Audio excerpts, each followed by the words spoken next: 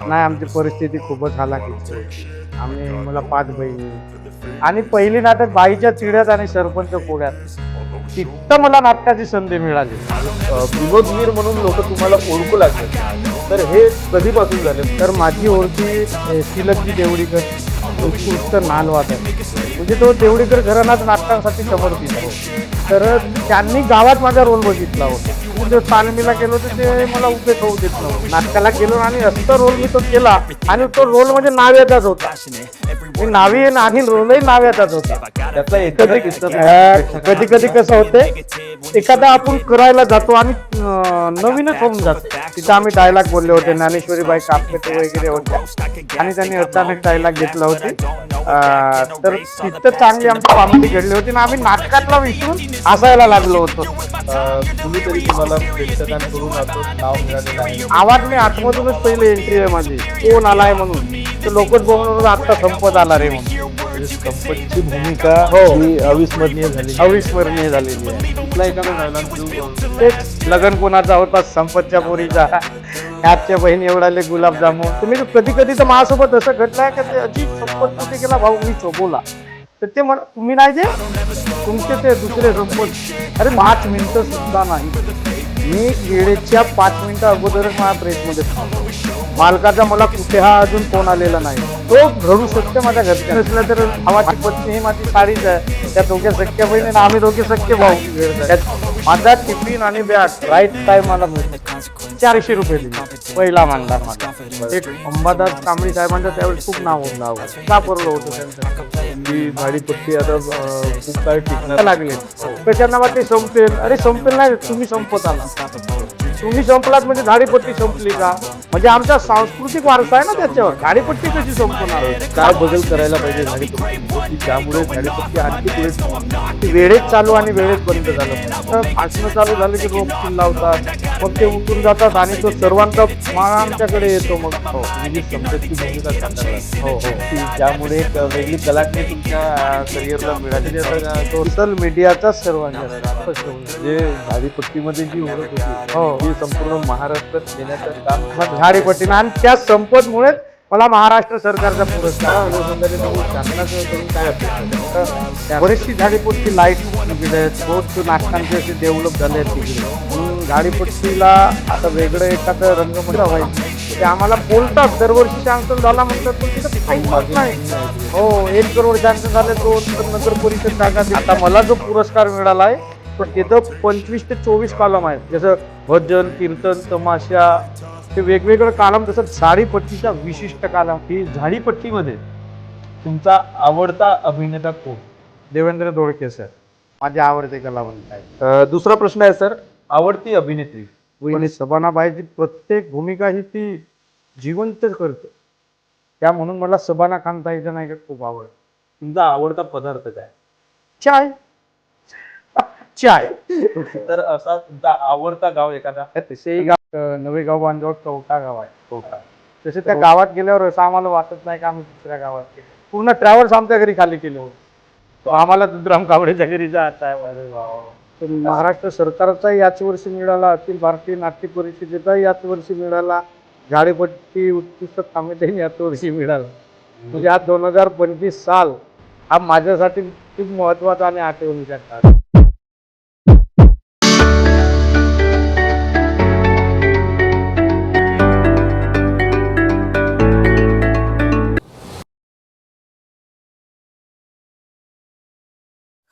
नमस्कार मित्रांनो, मी स्वप्नील बनसोड तुमचं सगळ्यांचं स्वागत करतोय जगणंच राहून गेलं या माझ्या पॉडकास्टमध्ये. मित्रांनो, आपण अशा कलावंतांना शोधत आहोत की ज्यांनी स्वतःचं आयुष्य झाडीपट्टीसाठी किंवा कलेसाठी बहाल केलंय. आणि आज आपण आलोय आपल्या सगळ्यांचे लाडके विनोदवीर, झाडीपट्टीमध्ये गाजलेले, ज्यांनी स्वतःच्या अभिनयांनी रसिकांच्या मनावर एक छाप सोडलेली आहे, असे ते दुधरामजी कावळे सर आज आपल्यामध्ये या ठिकाणी आहेत. मित्रांनो, प्रत्येकाच्या आयुष्यात काही ना काही बोललेले किस्से असतात आणि काही गोष्टी की ज्यामध्ये आपलं स्वतःचं जगणंच राहून गेलं असं आपल्याला वाटतं. तर मित्रांनो, आज आपण चर्चा करणार आहोत दुधरामजी कावळे सरांशी. त्यांच्या आयुष्यात त्यांनी किती त्रास सहन केला, त्यांनी स्वतःचं नाव मोठं करण्यासाठी आजपर्यंत किती खस्ता काढल्यात आणि त्यांचं पुढचं भविष्य काय होणार आहे ते आपण या पॉडकास्टच्या माध्यमातून आपल्या सगळ्यांच्या पुढे मांडणार आहोत. तर मित्रांनो, आपण भेटूयात दुधरामजी कावळे सरांना. नमस्कार सर. नमस्कार. सर, तुमचा परिचय आणि किती वर्षापासून तुम्ही झाडीपट्टीमध्ये काम करता ते आपल्या रसिक मायबापांना सांगा. हो, नमस्कार. मी दुधराम कावळे, मी पारडी गावचा रहिवासी आहे, लाखांदूर तालुक्यामध्ये. आणि मी झाडीपट्टीमध्ये आता कमीत कमी 20 वर्ष झाले मला. तर पूर्वी मी चक्रधर रंगभूमीला होतो आणि आता धनंजयला आहे. तर धनंजयला यावर्षीचा माझा 18वा वर्ष सुरू आहे. म्हणजे 18 वर्ष तुम्ही झाडीपट्टीला काम केलं. आणि त्याच्या पूर्वी चक्रधर रंगभूमीला 3 वर्ष आणि 2009 ते 26 आता धनंजय रंगभूमीला. आणि सुरुवातीपासून विनोदवीराची विनोदी भूमिका तुम्ही हो, पूर्वीपासूनच मी विनोदी भूमिका करत आलो. सर, आपलं गाव लाखांदूर तालुक्यातील पारडी नावाचं आपलं गाव आहे. हो, छोटस गाव आहे. छोटंसं त्या गाव. गावाविषयी काय सांगाल? आहे गाव आमचं तसं बरंच आहे, 300 ते 350 घरांची लोकवस्ती आहे आणि बारव्यावरून लगेच हायवेला 3 किलोमीटर आहे. चांगलं गाव आहे आमचं, काही लहान नाही विशेष. म्हणजे या छोट्याशा गावातून तुम्ही तुमची स्वतःची ओळख निर्माण हो हो. तुम्हाला पहिला प्रश्न आहे माझा, तुमचं बालपण कुठे गेलं? म्हणजे तुम्ही मूळचे इथले की आणखी कुठे बाहेर राहत होता? नाही, आम्ही मुळातच इथलेच आहोत. पूर्वीपासून आम्हालाही माहिती नाही, आमचे आजोबा वगैरे इथे आलेले आहेत, तेव्हापासून आम्ही जुनेच्या गावचे रहिवासी आहोत. आधीपासून तुम्ही आधीपासून पारडीलाच इथेच राहता. राहतो. हो. आणि आपल्या घरची म्हणजे आज तुमचं एक मोठं नाव आहे झाडीपट्टीमध्ये. जी. आज तुम्ही स्वतःचं इतकं मोठं कुटुंब सांभाळताय, तुमचं नाव आहे, तुम्ही स्वतःच्या मेहनतीनं स्वतःचं एक विश्व निर्माण केलं. हो. हे सगळं करत असताना आपल्या घरची सुरुवातीची परिस्थिती, जेव्हा तुम्ही झाडीपट्टीला काम करायला सुरुवात केली किंवा आधी जो तुमचा संघर्षमय काळ होता, हो. तर तेव्हाची परिस्थिती तुमची कशी होती? नाही, आमची परिस्थिती खूपच हालाकीची होती. मला 5 बहिणी, आम्ही 2 भाऊ, 7 लोकांचं कुटुंब ना, वरतून आई वडील. आमची खूपच आम्ही नावी समाजाचे असल्यामुळे बाबा ते घरोघरी जाऊन दाड्या बनवायचे. मग तीच परिस्थिती 10व्या वर्गापासून माझ्याकडे आली. मग 10वी पासून तो धंदा मी सांभाळला. 10वी झाल्यानंतर मी नागपूरला गेलो, आमची ताई तिथे दिली असल्यामुळे, आणि तेथून मी धंदा आपला नाव्याचा शिकून आलो आणि मग गावामध्ये सुरुवात केली. बरं, आता तुम्ही नावी समाजाचे हे सांगितलं आणि तुमचं दुकानही आहे. हो. म्हणजे अशी तुमची एक ख्याती आहे झाडीपट्टीमध्ये, एक तुमचं वेगळं नाव आहे. पण या परिसरामध्ये तुमची जी दुकान आहे त्या दुकानचं एक वेगळं नाव आहे. वेगळं नाव आहे. त्यामध्ये सुद्धा तुम्ही नाविन्यपूर्ण आहात. त्याबद्दल काय सांगा? नाविन्य, मी पूर्वीपासून लाखांदूरला कारागिरी केली. कुलबांधे आहेत आमचे मंगल भाऊ, आणि आमच्याच गावचे एक सुरेशजी कावडे होते, त्यांचे सलून होत्या लाखांदूरमध्ये. त्यांनी मला कारागिरी म्हणून सुरुवात करायला बोलावलं. मी गेलो आणि मग तिथून आलो. पण मनामध्ये एक इच्छा होती की मी कधी दुकान ठेल्यामध्ये टाकणार नाही, माझी स्वतःची रूम असेल. आणि मी गावामध्येच आपली स्वतःची रूम केली आणि दुकानाला सुरुवात केली. आज असे आमचे दुकान आहे की आम्हाला कधी खाली अजून चेअर मिळत नाही, बिलकुल आमचं दुकान भरलेलेच असते. बरोबर. हो. तुमच्यासाठी पुढचा प्रश्न आहे, म्हणजे आपण सुरुवातीला लहान असताना आपली काही ना काही स्वप्न असतात, आपण ठरवतो की आपल्याला हे व्हायचं आहे. हो. तर तुम्हाला नेमकं म्हणजे तुम्ही नेमकं काय स्वप्न पाहिलं होतं स्वतःविषयी, की तुम्हाला काय व्हायचं आहे? नाही, मला नाटकात हा मुळातच नव्हता छंद. आमच्या घरामध्ये नाटकीय वारसा कुणालाच नाही आहे. मला आमच्या गावामध्ये नाटक करायचे ना, त्यांच्यामुळे लागला. पण मुळात मला सलून उभी करायची होती, ते स्वतःची. आणि मी स्वतःच्या दुकानात स्वतःच रचणार असं करायचं ठरवलं होतं. मग दुकान उभी झाली आणि मला मग नाटकात चान्स आला, गावच्या नाटकामध्ये. हे गावी नाटक करायचे तेव्हा ते असे करायचे तसे, तर हाटलात बसल्यावर चर्चा व्हायच्या, अरे असा रोल आहे तसा. तर मी त्यांना बोलून दाखवायचा, अरे तू तसा नाही बोलत, तो व्यक्ती आला तर असा बोलते. तर मग माझा एक काकाचा मुलगा लग्न झाल्यानंतर बाहेर गावी गेला, तर मग त्यांना लक्षात आलं का तो करून दाखवत होता, आता त्यालाच रोल द्यायचा. आणि पहिली नाटक बाईच्या तिड्यात आणि सरपंच कोड्यात, तिथं मला नाटकाची संधी मिळाली. म्हणजे तुमच्या आयुष्यातली पहिली नाटक ती होती बाईच्या तिड्यात आणि सरपंच कोड्यात. आयुष्यात तुम्हाला कधी नाटकाचा छंद नाही, काय नाही. गेलो, मी तर घाबरलो होतो पहिल्या दिवशी जायला, पण त्यांनी म्हणाले अरे करतेस ना, मग करून दाखवायचं. ते म्हणायचे असाच करतो. तर मग ते करत गेलो आणि गावच्या नाटकात संधी मिळाली.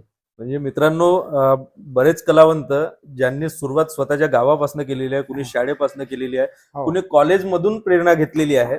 आणि कलावंत असेच घडतात की कुठून ना कुठून सुरुवात होते. डायरेक्ट आपण मोठ्या मंचावरती जात नाही. तर सुरुवात कुठून तरी करायला पाहिजे. तुमच्यासाठी माझा पुढचा प्रश्न आहे, तुम्ही जरी आवड तुमच्या मनात नसली झाडीपट्टीमध्ये काम करायची किंवा स्टेजवरती आपण विनोदी वीर किंवा नाटककर्मी म्हणून काम करायचे, पण तरीही आज तुमची एक अशी ओळख निर्माण झालेली आहे, संपूर्ण महाराष्ट्रामध्ये तुम्हाला लोक पाहतात. हो. आणि मला तर असं वाटतं काही इन्स्टा स्टार जे आहेत हो. ते तुम्हाला फॉलो सुद्धा फॉलो करतात. करत आहेत. आणि तुम्ही जी टोनिंग वापरता हो. तीच टोनिंग त्यांच्या व्हिडिओमध्ये पण आपल्याला पाहायला हो. मिळते. हो. हो. आज महाराष्ट्राचे बरेच पुरस्कार तुम्हाला मिळालेले आहेत. हो. तर विनोदवीर म्हणून लोक तुम्हाला ओळखू लागलेत. तर हे कधीपासून झाले? म्हणजे तुम्हालाही ते जाणवलं असेल की लोक आपल्याला आता विनोदवीर म्हणून ओळखतायत. हो. झाडीपट्टीचे एक मोठे कलावंत म्हणून आपल्याला एक हम्म. नाव मिळालेलं आहे. तर हे तुम्हाला कधी अनुभवायला आलं? नाही, ते कसं झालं, मी गावी काम करायचो, तर माझी ओळखी तिलकजी देवडीकर, उत्कृष्ट नालवादक, बरोबर. म्हणजे तो देवडीकर घराणाच नाटकांसाठी समर्पित आहे. हो. तर त्यांनी गावात माझा रोल बघितला होता. तरी म्हणे हा पोरगा सुंदर रोल करते ना, म्हणे तुम्ही प्राम्प्टिंग नाही घेस रे, म्हणे तू तू ओरिजिनल पाठांतर करून येतोच. बरोबर. आणि पाठांतर आणि प्राम्प्टिंग याच्यात बहुत फरक पडते. बरोबर. ऐकून रोल बोलणे आणि डायरेक्ट बोलणे. तर मी तो रोल खूप पाठांतर करायचा, तर तो केला. तर त्यांनी मला, अरे एका नाटकात झाडीपट्टीत एक सीट खाली होती चक्रधर रंगभूमीला, हा. त्यांचा कॉमेडी कलाकार कुठेतरी गेला होता. तर मला मग त्यांनी बोलावलं. मी ढोरे साहेबाकडे गेलो, आमचे चक्रधर रंगभूमीचे मालक यशवंतजी ढोरे, आणि त्यांच्याकडे गेलो आणि ते म्हणाले, हा घे रे स्क्रिप्ट, तू पाठ करून ये.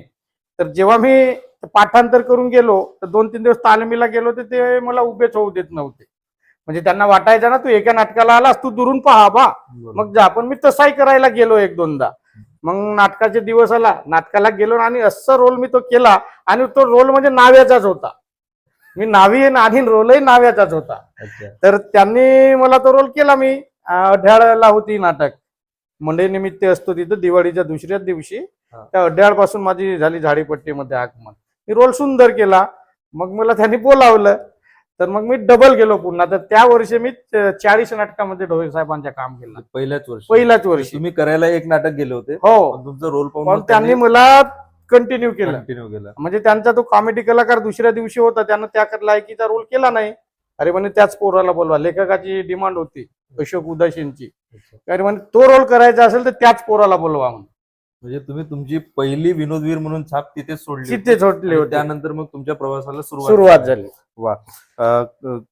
तुमचा खूप छान एक नाट्यकर्मी म्हणून जी सुरुवात तुम्ही केली, पहिल्याच टेक मध्ये तुम्ही लोकांचं मन जिंकलं. मन आणि पहिल्याच दिवशी ते म्हणाले होते, अरे ते कधी कसं काय होते झाडीपट्टीमध्ये, आवडला की हो त्याला पाठवा ना, त्याची एंट्री कधी आहे, तो आलेला नाही. अच्छा, म्हणजे लोकांकडून डिमांड पहिल्याच नाटकाला आले होते. वा वा वा. हो. खूप छान. आणि ह्या सगळ्या प्रवासामध्ये आज किती वर्ष झाले तुम्हाला, तुम्ही झाडीपट्टीमध्ये काम करताय? चक्रधर रंगभूमीला 3 वर्ष आणि हे 17-20 वर्ष. 20 वर्षाचा तुमचा प्रवास आहे. हो. या सगळ्या प्रवासामध्ये एखादा असा किस्सा घडलेला आहे का की जो तुम्हाला आजही आठवतो, म्हणजे स्टेजवरती किंवा नाटकावर जाताना येताना?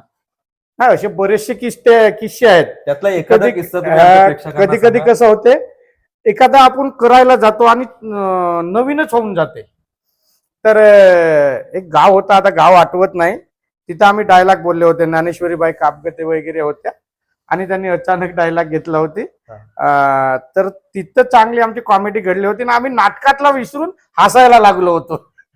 असं झालं. स्टेजवर हो. ऍडिशनल घेऊन ऍडिशनल एकाएकीच होते ना कधी कधी, बरोबर बरोबर. आणि बोलायला जातो एक ना, होते एकच, तसं झालं होतं. पण ते चांगलं झालं जे काही एकदम चांगले. आणि मग तो आम्ही कंटिन्यू करायला लागलो. वा. चुकून झालेली गोष्ट ही सरळ बरं करायला लागलो. नंतर तुम्ही कंटिन्यू कंटिन्यू केलाय. हो. वा वा वा. म्हणजे स्टेजवर काम करताना सुद्धा, म्हणजे प्रेक्षकांना माहित नसतं, आम्ही प्रॅक्टिस करतो नाटकांची, आणि प्रॅक्टिस झाल्यानंतरही कधी कधी स्टेजवर एखादी गोष्ट अशी घडून जाते की त्यानंतर ती गोष्ट तिथे ठेवणं गरजेचं राहत. या सगळ्या प्रवासामध्ये आज तुमचं जे नाव मिळालं, ह्या सगळ्या प्रवासामध्ये कुणीतरी तुम्हाला प्रेक्षकांकडून असं नाव मिळालेलं आहे का की जी अशा कुठल्या तरी विशेष शब्दांनी तुम्हाला दाद दिलेली आहे का? तो शब्द आठवतो का? आता ह्या 2 वर्षामध्ये खूपच जास्त होत आहे. म्हणजे गेला की संपत आला अच्छा. किंवा आता जसे आले की टाळ्या वाजवून स्वागत होत आहे. या 2 वर्षामध्ये तूच माझी सौभाग्यवती नाटकाने हो. इतका प्रभाव पाडलाय प्रेक्षकांवर की ते मला आता आवाज मी आतमधूनच पहिले एंट्री आहे माझी, कोण आलाय म्हणून. तर लोकच बोलून आता संपत आला रे म्हणून. म्हणजे संपतची भूमिका हो. ही अविस्मरणीय झालेली आहे. अविस्मरणीय झालेली आहे. त्या- झाडीपट्टीमध्ये आता त्याच्यावर तर कित्येक रील बनलेले आहेत. बरोबर. म्हणजे माझ्या आवाजाचे ते एक युट्यूब चॅनल आहेत नागपूर, पुण्या, मुंबईकरचे ते. नागपूर हो, मला ते माहिती. सुद्धा त्यांनी मला पाठवलेलं आहे. बरोबर. नाही ते पुणेचं आहे एक. अच्छा. ते छोटे छोटे मुलं करतात. हा. त्यांनी सुद्धा दखल घेतली. त्यांचे मकरंद अनासपुरे सोबत सुद्धा फोटो आहे. वा वा. त्यांनी सुद्धा माझ्या त्या आवाजाची डबिंग केलेली आहे. कुठल्या नाटकातला तो सीन आहे? तो संपत संपतचा नाही, 7 जन्माच्या गाठी मधला आहे. 7 जन्माच्या हो, गाठी. शाहीर दीनानाथ. अच्छा. म्हणजे तिथे तिथला एखादा डायलॉग तुम्ही प्रेक्षकांना सांगू शकाल का? म्हणजे जो डायलॉग आता चर्चेत आहे. हो ना, 7 जन्माच्या गाठी मधलं. संपतची भूमिका जी तुम्ही साकारली, जी आता हो. लोकप्रिय झालेली आहे, हो, तिथला एखादा डायलॉग जो तेच लग्न कोणाचा होता संपतच्या पोरीचा, ह्याच्या बहीण एवढाले गुलाबजामुन, पंक्तीवर दिलं तर लोकायला खायचा हो का चुरपायचा हो, असं भुरळ पडली होती, असे वगैरे डायलॉग वरतो. मी सुद्धा पाहिलेलं आहे. आता हो. झाडीपट्टीमध्ये सुद्धा कॉपी करायला लागली हो, हो. तुमची, ही भूमिका. हो आणि खूप छान मजेदार तुमचा तो विनोदवीरची तुमची ती भूमिका आहे. हो. आणि तो पाहण्यासाठी लोक आतुर असतात. आतुर असतात. कधी यायची तो प्रवेश साहेब, तो कधी यायची तो प्रवेश मला विचारायला येतात. अरे 3ऱ्या अंकामध्ये आहे तो. वा वा वा. असा होते. तुमची स्टेजवरची विनोदी भूमिका हम्म.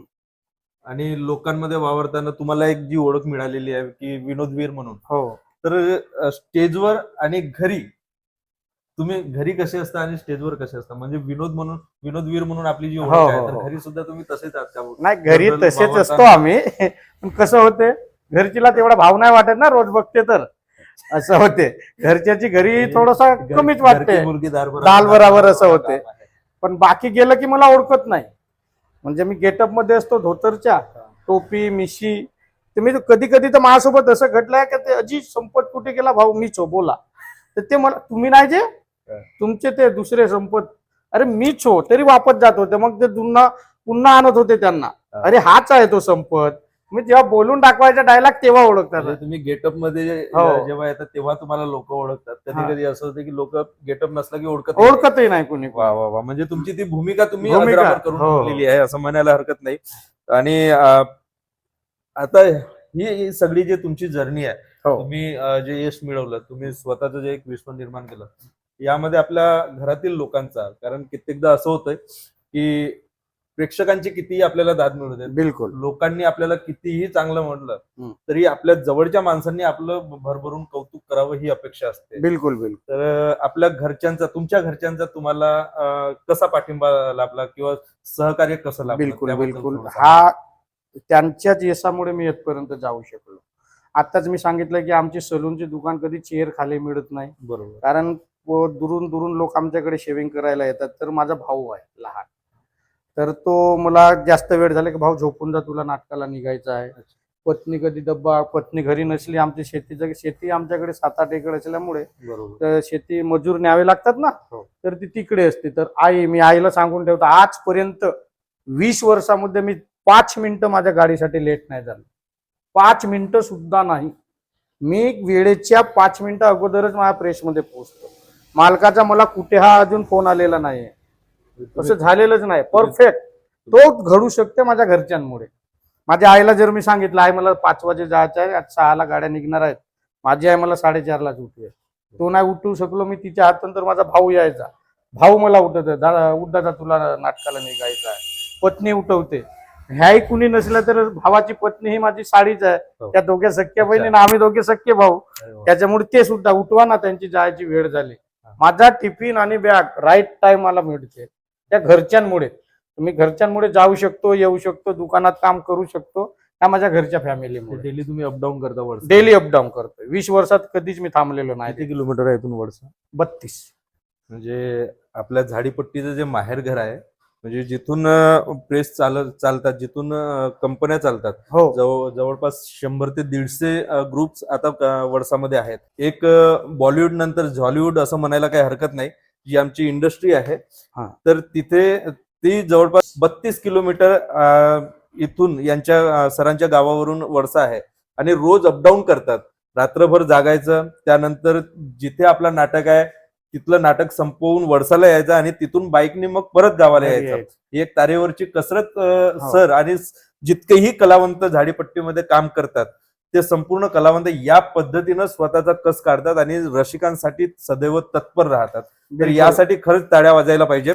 आणि यानंतर जी जर्नी आहे सरांची ती तुमच्या पुढे मांडत असताना एक महत्वाचा प्रश्न सरांना विचारावासा वाटतो की कधी कधी असं होतं की आपण बऱ्याच गोष्टी करायला जातो पण आपलं आर्थिक पाठबळ आपल्या पाठीमागं नसतं आणि त्यातूनही मार्ग काढून आपण स्वतःचं विश्व निर्माण करतो, एक ओळख निर्माण करतो.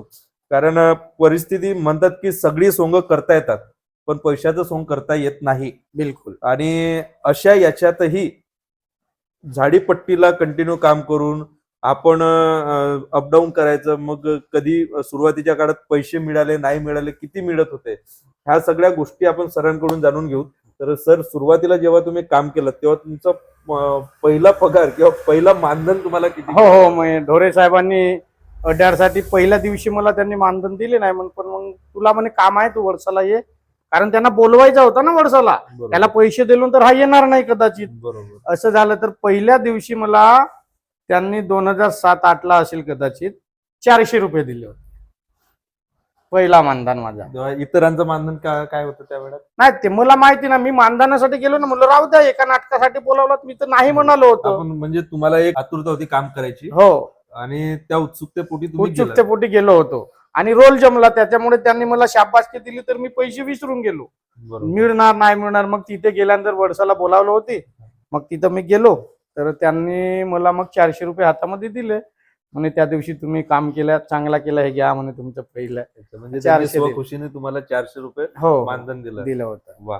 म्हणजे तुम्ही तिथून सुरुवात केली, तुमच्या जर्नीची सुरुवात झाली. हो, इतक्या सगळ्या संघर्षमयी वातावरणामधून तुम्ही जे निघालात, हो. तर आज अशी एखादी गोष्ट तुम्हाला टोचते का की जी गोष्ट अजून करायची राहिली? म्हणजे एखादी गोष्ट मनाला वाईट वाटते का या सगळ्या संघर्षामध्ये की जी गोष्ट तुमच्यासोबत घडली, ही व्हायला नको होती, असं करायला नको होतं? ना, मला तेवढा काही वाईट प्रसंग नाही आले झाडीपट्टीमध्ये, कारण मी जास्त प्रेस हिंडलेलो नाही ना. म्हणजे जास्त लोकांमध्ये गेल्यावर वाईट येतील. माझ्याकडे जेव्हापासून धनंजयला काही कलाकार आले तर आम्ही स्वतः चांगलेच वागलो त्यांच्यासोबत. बरोबर. माझी संगत पहिलीच कॉमेडी म्हणजे आपले अंबादासजी कांबळी, अंबादास कांबळी साहेबांचा त्यावेळेस खूप नाव होतं. बरोबर. आणि पहिल्यांदाच मी गेलो आणि त्यांच्यासोबत मला रोल केला, मीच घाबरलो होतो त्यांच्यासोबत रोल करताना, पण त्यांनी पण सांभाळले. धनंजयला बरेच कलाकार येऊन गेले, अशोक दुधकर, विलास पट्टी, किरपाल, महेश जाधव, विशाल तराळ, ज्ञानेश्वरीबाई कापगते, असे मोठे मोठे कलाकार येऊन गेले. त्यांच्यात आपल्याला कसं लहान कलाकार असल्यामुळे आपल्याला जास्त जाणवत नव्हतं. बरोबर. काय बोलले ते हा आण तो आण, मी करत होतो त्यांचे काम. मला चांगलाच अनुभव आला सर्वांसोबत. अच्छा.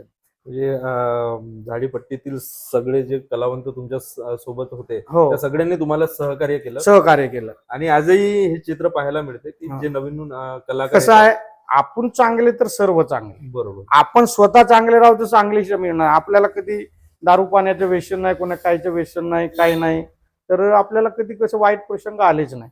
यासाठी सांगावंसं वाटतं की आता मी सुद्धा 5-10 वर्ष आधी नवीन होतो, पण झाडीपट्टीत गेल्यानंतर काही लोकांचा समज असतो की नवीन जे कलावंत येतात त्यांच्यासाठी हा मेसेज आहे की आल्यानंतर आपण जर सगळ्यांशी चांगले वागू, हो, तुमचं जर काम असेल त्या पद्धतीचं तुम्हाला काम नक्कीच मिळेल. नवीन कलाकारांचं स्वागत आहे, नवीन कलाकारांनी यायला पाहिजे, कारण आता एक पिढी जात आहे, दुसऱ्या पिढीने बिलकुल. इंटर होणं गरजेचं आहे.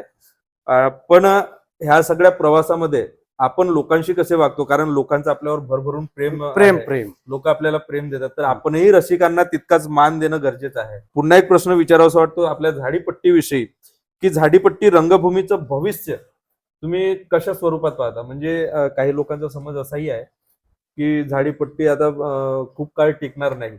हो, पण एक झाडीपट्टीचा एक वेगळा इतिहास आहे. हो. झाडीपट्टीने लोकांचं मनोरंजन करता करता अनेक कलावंत घडले, अनेकांचे कुटुंब यावर चालतात. बिलकुल. तर तुम्ही तुमच्या नजरेत झाडीपट्टीचं भविष्य कशा पद्धतीने? नाही, ते बोलतात की आता झाडीपट्टी 5-10 वर्ष टिकेल, म्हणजे ह्या युट्यूब याच्या युगात चालेल की नाही, हे सर्व चूक आहे. झाडीपट्टी चालेल आणि चालतच राहणार. कारण झाडीपट्टीवर आता सब्जेक्ट यायला लागलेत ना, PhD आली, हे आली, बरोबर सर्व काय चालू झालेत ना. बरोबर. झाडीपट्टीत आता नवनवीन कलाकार यायला लागलेत. हो. कशांना वाटते संपेल, अरे संपेल नाही, तुम्ही संपत आलात. बरोबर. तुम्ही संपलात म्हणजे झाडीपट्टी संपली का? हम्म. आम्ही संपून तर आमच्या नंतर दुसरे येणार ना. दुसरी पिढी. त्यांना वाटते काही ना का मी आता संपला काय नाही आहे इथे, तर मग बंद करा ना तुम्ही तुमचे तोंड बोलायचे ते. येऊ द्या ना झाडीपट्टीत नवीन कलाकार. आता तर असे टॅलेंटेड आले, कारण अभ्यासू व्यक्ती आलेत. आम्हाला तेव्हा कुठला अभ्यास किंवा झाडीपट्टीला शाखाच नाही, कोणी आम्हाला शिकवलंच नाही. आम्ही एकामेकांचे पाहून शिकलेलो व्यक्ती आहोत. ते म्हणतात की झाडीपट्टी बंद होणार, अजिबात बंद होणार नाही, झाडीपट्टी चालूच राहणार. नवनवीन यायला लागले, किती लोकांना काम मिळत आहे. पहिले आम्ही जेव्हा नाटकात काम करायचो स्वप्नील, त्यावेळेस ऍक्टोपॅड नव्हता, ओनली ऑर्गन होता. ऑर्गनवरच व्हायचा सर्व गोष्टी. हार्मोनियम होती फक्त. हा फक्त हार्मोनियम होते, ते छोटेवाले, ते यामाची यायचे छोटेवाले. आता तर मोठे मोठे फॅन्टम आले आहेत वाजवणारे रोल्यांचे. तर डेव्हलप होत आहे म्हणतो मी, संपणार नाही. झाडीपट्टी चालली आणि चालतच राहणार. आणि हे आमची पिढ्या जात चाललेली परंपरा आहे. आज प्रत्येक गावामध्ये एक स्टेज आहे, म्हणजे आमचा सांस्कृतिक वारसा आहे ना त्याच्यावर. झाडीपट्टी कशी संपणार? सांस्कृतिक वारसा राहते, लोकांनी मोडून टाकले असते गावातले स्टेज. कसेही करतात आणि एक तरी नाटक आमच्या गावामध्ये करायची म्हणून करतात. हा त्यांच्या प्रेमामुळे अजून झाडीपट्टी जिवंत राहणार. बरं, झाडीपट्टी टिकून राहण्यासाठी तुमच्या दृष्टीनं काय वाटतं? म्हणजे काय बदल करायला पाहिजे झाडीपट्टीमध्ये की ज्यामुळे झाडीपट्टी आणखी पुढे टिकून राहील? हो हो हो, आणि काय चुकत आहे? झाडीपट्टीमध्ये बरेचसे बदल करायला पाहिजे. कारण आता झाडीपट्टीच्या नाटका लोक प्रेक्षक वेळेमुळे जातात. नाटक आवडते, पण भाऊ बहुत वेळ झाला जी, आता झोपतो, भेटायला येतात ना, भाऊ जातो ना आता संपतो. म्हणजे झाडीपट्टीचा ठराविक वेळ पाहिजे. याला चालू होईल, याला बंद होईल. सकाळी कोणी ड्युटीवाला, बरेचसे ड्युटीवाल्या नाही नाटकं आवडतात, पण त्या ड्युटी पाहिजे ते उठून जातात. ती वेळेत चालू आणि वेळेत बंद झालं पाहिजे. गावकरी कसे करतात, कोणत्या गावात जे उद्घाटन सुरू झाले 1 वाजला का ते नाटकाला महत्व देत नाही. असते थोडा बहुत आर्थिक बजेट, पण पूर्ण भार मग तो नाटकावर, प्रेक्षकांवर. मग ते बोर झाले की उठून जातात. त्याच्यामुळे नाटक हे वेळेवर सुरू झाले, वेळेवर जाणे, वेळेवर येणे, तर नाटक हे चालत राहते. बरोबर. म्हणजे आपला जो फोकस आहे मेन नाटक, पण त्याला कमी वेळ मिळून बाकीच्या काय गावात कसं भाषण चालू झाले की रोख चिल्लावतात, मग ते उठून जातात आणि तो सर्वांचा माळा आमच्याकडे येतो. मग कधी तसे घडलाय ना नाटकांमध्ये, हे चालू करा संपवा. अरे तसं कुठं होते? तो स्टेप बाय स्टेपच जावं लागेल ना आपल्याला. बरोबर. त्याच्यात आपली काही चूक नाही, आपली काही चूक नाही. नवीन जी येणारी आता कलावंत आहेत, जी येणारी जी पिढी आहे, त्यांच्यासाठी तुम्ही काय सांगू इच्छिता? म्हणजे त्यांनी येताना कुठल्या गोष्टींचं पालन करायला पाहिजे किंवा लक्षात ठेवायला? हो, येताना वेळेचं पालन, आणि नाटकात जो काही शिकलो तो चालवतो तो त्या पद्धतीने केला पाहिजे. कसे कोणाला काहीच कळत नाही, पण इतके मोठेपणा दाखवत येतात. अरे तसा नसते दादा, हा असा, इथं असा बोल. एक आपल्या झाडीपट्टी एक माईक, कुणी एकाच जाऊन त्या माईक मध्ये जाऊन बोलते, मग त्यांना ते माईक सेन्स वगैरे नसते. काय सांगला तर शिकण्याची जिद्द पाहिजे. आता कसं कोणाला बोलले की लगेच त्यांच्या काढा, तो कुठला सांगते, मग कसं बंद करावं लागतं सांगणे. बरोबर. म्हणून एकामेकाचं ऐकलं तर माणसाचं ज्ञान वाढतो ना. जो तुम्ही आम्हाला कोणी शिकवलं, दोडके साहेब होते, विशाल दराळ भाऊ उत्तम दिग्दर्शक आहेत. त्यांच्या दिग्दर्शनात काम करताना कसं बिलकुल कट टू कट करून घेतात. तर कोणी दिग्दर्शक आपल्याला सांगते ते ऐकायला पाहिजे. बरोबर आहे. हो, म्हणजे नवीन कलाकारांनी या गोष्टीचं पालन करणं बिलकुल. म्हणजे आपण जर काही ऐकण्याची मानसिकता ठेवत नसतो तर आपलं भविष्य चांगलं होईल हे आपण ठरवू शकतो. बिलकुल. झाडीपट्टी आज काय झालं, किती लोकांचं पोट भरत, बापरे. झाडीपट्टीवर तर मी म्हणाल तुमचे 4 एकराचे धान पुरत नाही चांगली जर झाडीपट्टी केली. 10-20 हजारनं पुण्या मुंबईला जायचे का करत, 3 महिन्यामध्ये पैसे होतात तेवढे आपल्या झाडीपट्टीमध्ये. चांगलं केलं तर आपलं कामही करू शकतात. 3 महिने केले की बाकीचे दिवस दुसरे काम. महत्वाचा प्रश्न आहे तुमच्यासाठी, म्हणजे गेल्या 2 वर्षांमध्ये तुम्ही जी संपतची भूमिका साकारलात आणि ज्यामुळे एक वेगळी कलाटणी तुमच्या करिअरला मिळाली, तर त्यामध्ये सोशल मीडियाचा काही भाग आहे का? सोशल मीडियाचा सर्वात जास्त भाग आहे. आपण पोहोचलो असतो तर ज्या ज्या गावामध्ये नाटक झालं तिथेच पोहोचलो असतो. आज जे फोन येतात त्यांचं नागपूरचे, त्यांनी तर नाटक बघितलेलं नाही, पण कोण आहे हा व्यक्ती, तुम्ही स्टँडअप कॉमेडीमध्ये का बरं जात नाही, मला फोन येतात. असं एकही दिवस जात नाही की मला एक मेसेज नसेल कोणाचा, एकही दिवस जात नाही की त्यांचा मला मेसेज नसेल, सर तुम्ही चांगले आर्टिस्ट आहात, चांगले काम करता, कुठे राहता, ते विचारणा करतात. ही सोशल मीडियामुळेच झालंय. आणि माझे व्हिडिओ टाकले की जास्त व्ह्यूज येतात, अजून लोकांनी वाढवत कुठले ना कुठले मला फोन, सर मी तुमच्या चॅनलवर टाकत आहे व्हिडिओ, काय तुमचा आक्षेप नाही, चांगला टाक दादा, वाईट टाकू नको, सांग चांगली शूटिंग घे, असं मी सांगत असतो त्यांना. सोशल मीडियाचा 90% हात आहे, मी 10% नाटकामध्ये केलंय, 90% सोशल मीडियानेच पसरवलंय. म्हणजे झाडीपट्टीमध्ये जी ओळख होती हो, ती संपूर्ण महाराष्ट्रात नेण्याचं काम social झाडीपट्टीनं, आणि त्या संपतमुळेच मला महाराष्ट्र सरकारचा पुरस्कार मिळालाय. वा वा वा. हो म्हणजे सोशल मीडियाचा खूप मोठा मोठा आहे. सहभाग आहे असं म्हणायला काय हरकत हो हो. नाही. शासनाकडून आपल्या काय अपेक्षा आहेत झाडीपट्टीसाठी, कारण झाडीपट्टी निरंतर टिकावी, हो. कारण आज तुमचं एक वय निघून गेलेलं आहे, तुम्ही हा. तुमची ओळख बनवली, आज परशुरामजी खुने सर त्यांना पद्मश्री अवॉर्ड मिळालेला जी, आहे, जी. झाडीपट्टीचे कलावंत आहेत. हो. तर असे कलावंत या झाडीपट्टीतून निघाले. अनेक कलावंत आहेत ज्यांनी कित्येक नाटकं लिहिलेली आहेत, चांगले लेखक आहेत. आता आपले गोंगले सर त्यांनी एक पुस्तक लिहिलं, आणि आता नवीन पिक्चर मध्ये त्यांनी लिहिलेलं गाणं सुद्धा आता येतंय माडींमध्ये. तर असे कलावंत आपल्या झाडीपट्टीमध्ये आहेत. हो. या सगळ्या कलावंतांसाठी किंवा ही झाडीपट्टी टिकावी आणि माझ्यासारख्या नवोदित कलाकाराला किंवा येणाऱ्या पिढीला त्याचा फायदा व्हावा, या अनुषंगाने तुम्ही शासनाकडून काय अपेक्षा करता? नाही, शासनाकडून तर बऱ्याच अपेक्षा आहेत झाडीपट्टीच्या. आता परशुराम खुने साहेबांना पद्मश्री मिळाल्यामुळे झाडीपट्टीची वेगळीच ओळख निर्माण झाली आहे. बरोबर. तर आमच्याकडे तिकडे जसे बरेचशी झाडीपट्टी लाईट्स वगैरे आहेत, बहुत नाटकांचे असे डेव्हलप झाले आहेत तिकडे. तिकडे जो पाहायला मिळते तो आपल्या इकडे मिळत नाही. म्हणून झाडीपट्टीला आता वेगळं एखादं रंगमंच पाहिजे, जिथं आम्ही तालीम करावं. एखाद्या दिवशी उशिरा आलो तर आम्हाला बसण्या उठण्यासाठी तिथं पाहिजे, की आमच्या सर्वांच्या गाड्या तिथून लागतील. मंदिरामध्ये या, रंगमंदिरामधून गाडी लागेल तर आम्ही तिथे उभे राहू ना. ते आम्हाला बोलतात दरवर्षी शासन झाला म्हणतात, पण तिथं काहीच होत नाही. हो, 1 करोड शासन झाले, 2 तर नगर परिषद जागा देत नाही, असे चुकीचे बातम्या टाकत टाकत ते 2-3 वर्ष झाला चाललं गेलाय. आम्हाला रंगमंच मिळेल तर आमच्या कलाकाराला थोडं वाव मिळेल. आम्ही जाऊन त्यांच्या स्टेजवर तालीम करू ना, स्टेजवर केल्यासारखं होईल. तालीम करू तर लाईट मिळेल, पायरी इथं तुला एक लाईट येत आहे, लाईटच्या यामध्ये राहा, इथे माईक असेल तिथे आम्ही तालीम करून, हे शासनाने करून द्यायला पाहिजे ना आम्हाला. म्हणजे आज आपली ओळख असताना झाडीपट्टी रंगभूमीमुळे वर्षाची एक वेगळी ओळख निर्माण झाली. ओळख शासनाच्या झाडीपट्टीमध्ये कालम आलाय. आता मला जो पुरस्कार मिळालाय तो झाडीपट्टीमध्ये युवा, तर तिथं 25 ते 24 कॉलम आहेत. जसं भजन, कीर्तन, तमाशा, ते वेगवेगळं कॉलम, तसं झाडीपट्टीचा विशिष्ट कॉलम आलाय आता. वा वा वा. म्हणजे तो मला मिळाला म्हणजे याच्यानंतर झाडीपट्टीला मिळणेच आहे. आता तुम्ही जितके डेव्हलप कराल स्वतःला, तिथं कसं वय आणि फेमस 2 गोष्टी लागतात. मी बऱ्याच जणांना सांगितलं, अरे म्हणे तुझं नाव कसं गेलं, पण माझं नाव अनिरुद्ध वनकर सरांनी टाकितलं, आणि त्यांच्यामुळेच मला तो पुरस्कार मिळालाय. तर मी प्रत्येकाला सांगतोय, अरे तिथं वय लागते आणि फेमस लागते.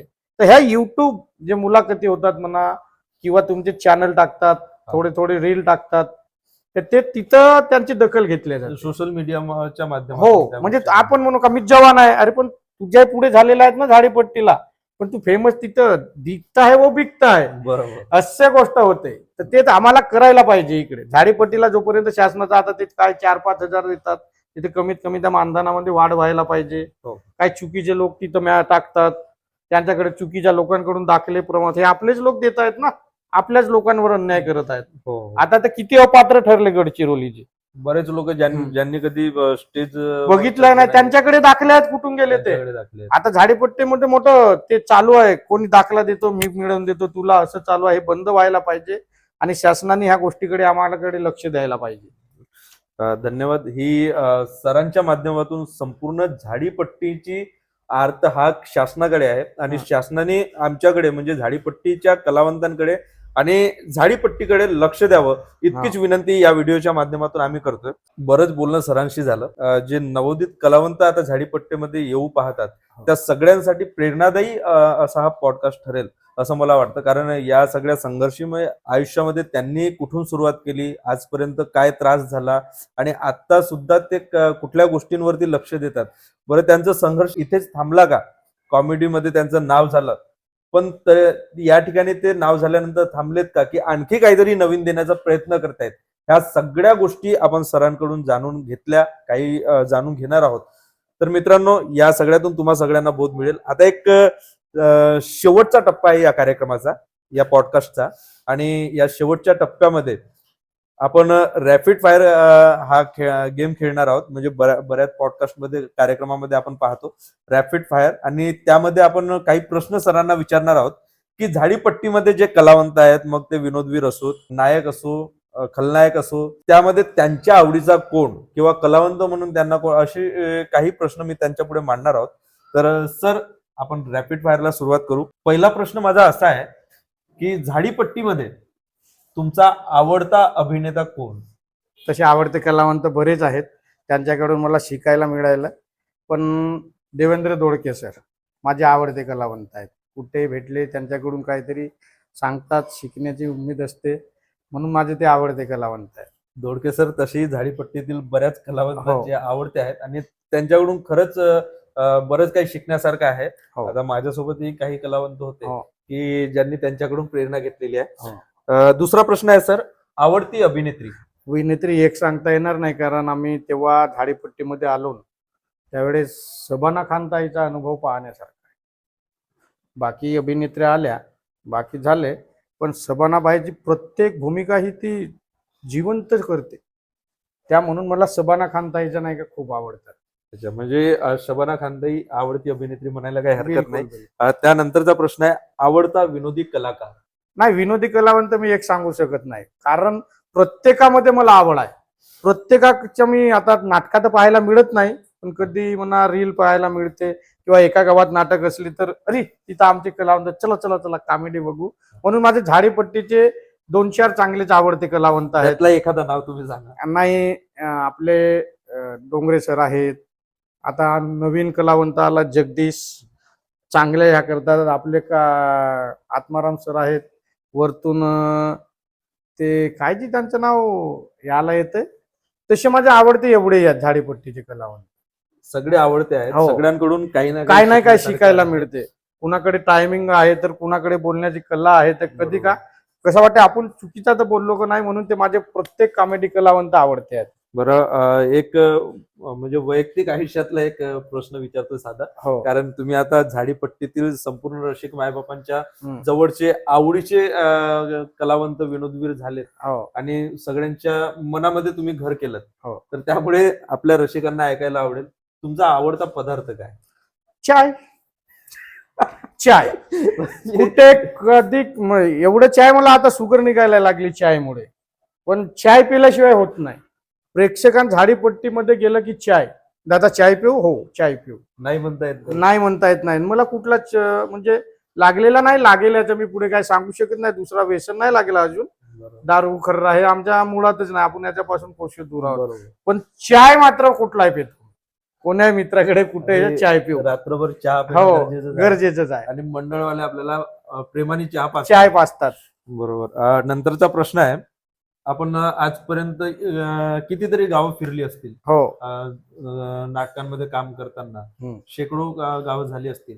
असा एखादा गाव आहे का की ज्या गावाशी आपली नाळ जुडलेली आहे आणि तुम्हाला वाटतं की या गावात आपण वारंवार गेलं पाहिजे? हो, हो, की हो. तर असा तुमचा आवडता गाव एखादा? तसेही गाव बरेच ठरलेले आहेत की आवडते आहेत, पण एक नवे गाव बांधवळ कवठा गाव आहे. कवठा. तो गाव विशेष मोठा नाही आहे, तिथं बुकिंगही जास्त होत नाही, पण ती नाटक ठेवतात. पण आवर्जून ते नाटकाला इतका प्रेम देतात, जसे त्या गावात गेल्यावर असं आम्हाला वाटत नाही का आम्ही दुसऱ्या गावात गेलोय म्हणून. जो येते तो भाऊ आलास, भाऊ आलास, म्हणजे असे मी नाटकानंतरही त्या गावात जातो, पण इतकं चाय प्यायला बोलावतात, इतका आहेत म्हणून तो गाव माझा आवडता आहे. आमच्या गावामध्ये कुठे लग्नाला येतात, पूर्ण ट्रॅव्हल्स आमच्या घरी खाली केले होते. आम्हाला दुधराम कावडेच्या घरी जायचं आहे. अरे वा वा वा. असं आहे. म्हणजे ही आपली प्रेम. संपत्ती म्हणायला हो. काही हरकत नाही. आम्ही कुठे लोकांचं जाणार प्रेम. नाही, आम्हाला दुधरामच्याच घरी जायचं आहे.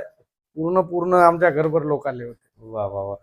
आणि पुन्हा एक प्रश्न आहे की तुमच्या आयुष्यातील एखादा असा आनंदाचा प्रसंग, एखादा असा आनंदाचा दिवस की जो तुम्हाला नेहमीसाठी आठवणीत राहण्यासारखा आहे? हो, याच वर्षीचा आहे आनंदाचा दिवस, ज्या दिवशी मला महाराष्ट्र सरकारचा सांस्कृतिक युवा पुरस्कार जाहीर झाला. वा. तो माझा आवडता दिवस. कधी स्वप्नातही विचार केला नाही, तर स्वप्नपूर्ती झाली आपली. म्हणजे हो. आजपर्यंत किती पुरस्कार तुम्हाला मिळाले? तो महाराष्ट्र सरकारचा याच वर्षी मिळाला, अखिल भारतीय नाट्य परिषदेचा याच वर्षी मिळाला, झाडीपट्टी उत्कृष्ट कॉमेडियन याच वर्षी मिळाला. म्हणजे हा 2025 साल हा माझ्यासाठी खूप महत्वाचा आणि आठवणीचा ठरला. तुम्हाला जर स्वतःसाठी एखादी उपमा द्यायची असेल किंवा स्वतःला जर आरशात बघायचं असेल तर तुम्ही स्वतःसाठी काय उपमा द्याल? नाही, स्वतःला उपमा द्यायची हे दुसऱ्यांची आहे की दुसऱ्यांनी उपमा द्यायला पाहिजे, पण मला माझ्या कॉमेडीमध्ये खूप डेव्हलप करायचं आहे. म्हणजे माझ्या तोंडी काही दुसरे शब्द यायला नकोत. मी कधी कोणाचं पाहून करत नाही, ते माझ्या डोक्यात कल्पना सुचते तसं करतो. तर ते मला अजून पुढे न्यायचं आहे. मी प्रेक्षकांना मी काय माझ्यातर्फे चांगला बेस्ट देऊ शकतो याच्याकडे माझं आजीवन लक्ष आहे आणि लक्ष राहील. म्हणजे नवीन इथे तुम्ही थांबलात नाही नाही, तर तुम्हाला आणखी नवीन काय डेव्हलप करता हो, हो. तुम्ही त्याकडे माझ्या त्याच्याकडे डोकं असते. आता सध्या नाटकं विसरल्यात. आता तालीम सुरू झाली की डोक्यात नाटकच राहते. मग हे नाही विसरत मी. ते नाटका संपेपर्यंत, नाटका संपल्या की मग नाटका विसरणे आपल्या दुसऱ्या कामात लागणे. पण आता गणपतीपासून आपल्या तालमीला सुरुवात होईल झाडीपट्टींच्या. तशा झाल्या आहेत काही काहींच्या, पण आमच्या गणपती नंतर सुरू होतात. गणपती चतुर्थी सुरू झाली की तालमीला सुरुवात, मग डोक्यात तेच भरायचं, नाटक आणि फक्त नाटक. खूप छान. तुमच्यासोबत जी आजची इंटरव्ह्यू होती, आजचा जो पॉडकास्ट होता, खूप चांगला राहिला असं म्हणायला हरकत नाही. तुमची साथ मिळाली आणि बऱ्याच गोष्टी तुमच्याकडून आम्हाला, आमच्या प्रेक्षकांना सुद्धा शिकण्यासारख्या आहेत, ज्या आजच्या या पॉडकास्टच्या माध्यमातून आपण लोकांपर्यंत नेण्याचा प्रयत्न केला. एक शेवटचा प्रश्न तुम्हाला विचारतो की तुम्ही जसे 15-20 वर्ष झालेत झाडीपट्टीला काम करताय आणि या सगळ्या जर्नीमध्ये, कारण आपण काही करताना काही गोष्टी सुटून जातात, तर तुमच्या या प्रवासामध्ये झाडीपट्टीला मग वेळ देणं असो, रसिकांशी प्रामाणिक राहणं असो, की त्यानंतर मग गरिबीतून तुम्ही स्वतःचे जे दिवस काढलात, तर कुटुंबाला वेळ देणं असो, अशा या सगळ्या याच्यामध्ये तुम्हाला कधीतरी असं वाटलं का की बाकी सगळ्या गोष्टी करताना तुमचं स्वतःसाठी जगणं कुठेतरी राहून गेलं? राहूनच गेलंय जगणं. आम्ही जसं घरी वेळ देतो म्हणाला तर देऊ शकत नाही. नाटकाला जाण्याची वेळ, घरी पाहुणे आले तरी आपण त्यांच्यासोबत थांबू शकत नाही. मग त्यांच्या मनामध्ये गैरसमज, आम्ही आलो हे थांबलेच नाही, पण आपल्याला थांबता येतच नाही. बरोबर. कुठं शाळेमध्ये पोरांच्या कार्यक्रम असतात. आता माझी मुलं अर्जुनीला शिकतात किंवा शाळेमध्ये पेरेंट्स मीटिंग असतात, आपण त्या अटेंड करू शकत नाही, कारण आपल्या नाटकाचा वेळच तसा आहे, रात्रीला आणि दिवसा झोप. बरोबर. पाहुणे आले तर बोलू शकत नाही. हा कुठंतरी जगायचा राहूनच गेला. असं वाटतं कुठंतरी खंत वाटत, पण माणूस ते नाटकही सोडू शकत नाही, कारण नाटक करणे गरजेचं आहे. नाही गेलं तर तिकडेच नाटक कॅन्सल होतात. आज असं झालंय माझ्यासोबत, मागे पुरस्काराला गेलो आणि नाटक नाही झालं तर नाही दिले ना पैसे. त्या दिवशी एकही पैसे नाही. दुधराम कावडीला घेतलं म्हणे तुम्ही आलात नाही, आम्ही तुम्हाला पैसे देतो. पूर्ण नाटकाचेच पैसे नाही दिले. 20,000 रुपये दिले फक्त. साऊंड आणि याच्यातच गेले, आम्हाला पैसे मिळाले नाही. आणि माझ्या कलाकारांनी घेतले पण नाहीत, कारण क्षणच तसा होता, मला जाणे गरजेचं होतं. तर कुठंतरी जगायचा राहूनच गेलाय. एखाद दिवशी चला चांगला कार्यक्रम आला तर चला फॅमिलीला जाऊ, पण ते जाऊ शकत नाहीत. वेळेअभावी यावं लागते. असा बराचसा वेळ राहिलाय. कुठेतरी खंत वाटते. आपण गावाला वेळ देऊ शकत नाही, नातेवाईकांना नाही, घरात नाही. आणि आमच्या नाटका 110-120 होतात.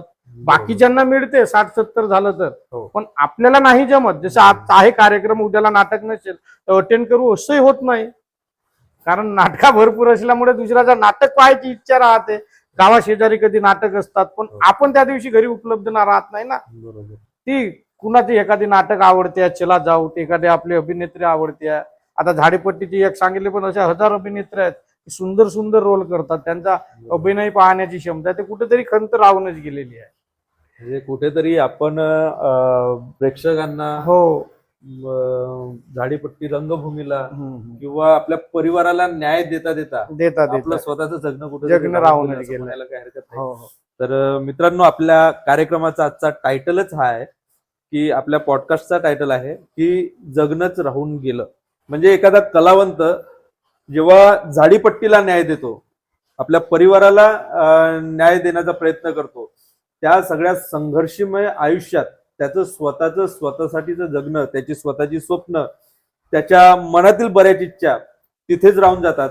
शेवटी कलावंत शेवटच्या टप्प्यामध्ये जात असताना रंगभूमीला आपलं सर्वस्व मानून शेवटचा श्वास घेतो आणि त्याची कला अजरामर राहते, तो स्वतःचं नाव सोडून जातो, स्वतःची कला जिवंत ठेवून जातो तुमच्या मनामध्ये. त्यामुळे मित्रांनो, झाडीपट्टी किंवा रंगभूमीवरती काम करणाऱ्या त्या संपूर्ण कलावंतांना माझा मानाचा मुजरा. त्या संपूर्ण कलावंतांना मी मनात ठेवतो आणि त्या सगळ्यांसाठी एकदा टाळ्या वाजवतो. तर मित्रांनो, आपल्या सगळ्यांचे लाडके झाडीपट्टीचे विनोदवीर दुधरामजी कावडे सर जे आज आपल्यामध्ये होते, त्यांचा संपूर्ण प्रवास, त्यांच्या आयुष्यात त्यांनी आजपर्यंत जे काही सहन केलं आणि जी स्वतःची जागा निर्माण केली, रसिकांच्या मनामध्ये जे आज ते रुजतायत, त्यांच्या मनामध्ये ते आज गाजतायत, ती ओळख निर्माण करत असताना त्यांचा संघर्ष कसा राहिला हे आपण या पॉडकास्ट मधून पाहण्याचा प्रयत्न केला. मित्रांनो, पुन्हा एकदा सरांचे खूप खूप आभार मानतो. धन्यवाद सर, तुम्ही नमस्कार. आम्हाला वेळ दिलात त्यासाठी खरंच तुमचे मनापासून आभार. खूप खूप शुभेच्छा तुमच्या पुढील जर्नीसाठी. हो. भविष्यात तुम्ही यापेक्षाही मोठं नाव कराल. आमच्यासारख्या नवोदित कलावंतांना तुमच्याकडून प्रेरणा मिळेल आणि आमच्यासाठी सदैव तुम्ही प्रेरणादायी असाल हीच अपेक्षा करतो. आणि मित्रांनो, पुन्हा भेटूयात अशाच एका कलावंताची, अशाच एका व्यक्तिमत्वाची गाथा घेऊन, त्याच्या आयुष्यात त्यांनी केलेला संघर्ष आणि त्यातून मिळवलेलं यश हे आपल्या पुढे मांडण्याचा आम्ही पॉडकास्ट मधनं प्रयत्न करणार आहोत. मित्रांनो, तेव्हापर्यंत आपल्या सगळ्यांचे आभार घेतोय, आपल्या सगळ्यांची रजा घेतोय. या व्हिडिओला लाईक करा, सबस्क्राईब करा आणि शेअर करा, भरभरून प्रेम द्या, इतकीच अपेक्षा करतोय आणि तुमची सगळ्यांची रजा घेतोय. धन्यवाद. नमस्कार.